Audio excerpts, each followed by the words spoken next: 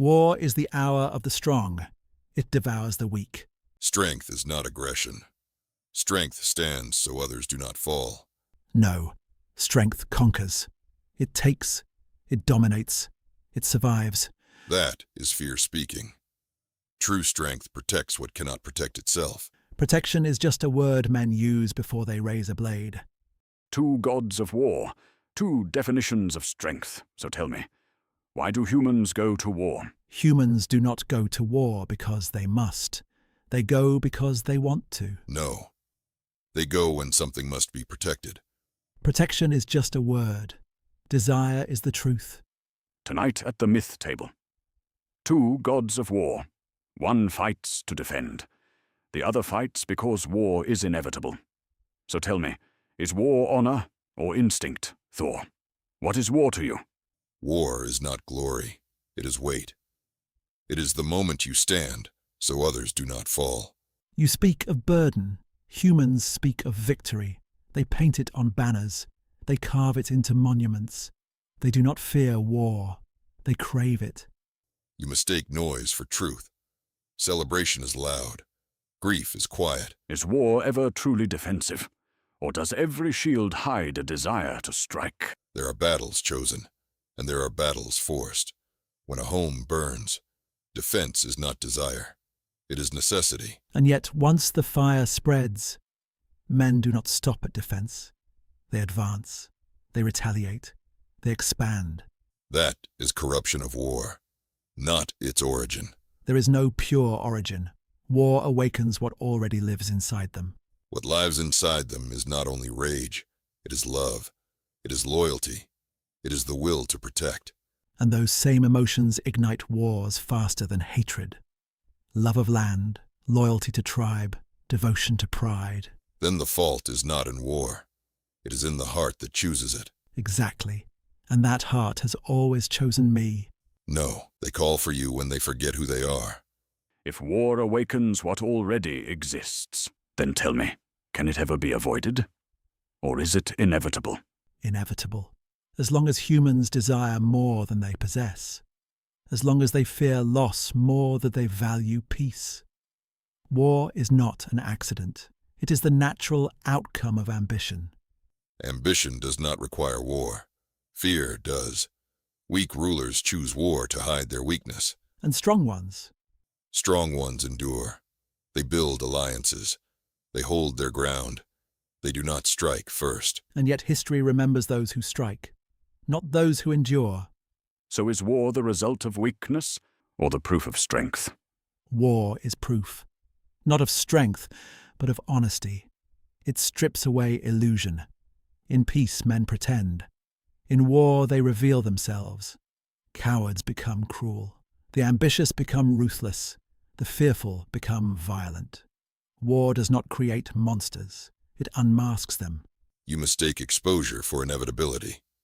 Yes, war reveals, but it does not have to begin. It always begins, not with swords, but with pride, with the refusal to bow. Then do not confuse resolve with pride. Standing your ground is not the same as seeking blood. And when two sides refuse to bow, then the stronger must decide how much destruction is enough, not how much he can cause. You speak as if strength restrains itself. History disagrees. History remembers conquerors. It survives because of guardians. Many empires rose through war. Far more civilizations were buried by it. And yet they keep rebuilding. They study the ruins. They sharpen their blades again. If war truly destroyed them, they would have stopped. No. They rebuild because they must survive, not because they love war. Do not mistake endurance for hunger. You speak of survival, but survival has always required violence. Peace is only possible because someone stands ready to break it. No. Peace is possible because someone is willing to hold power and not use it.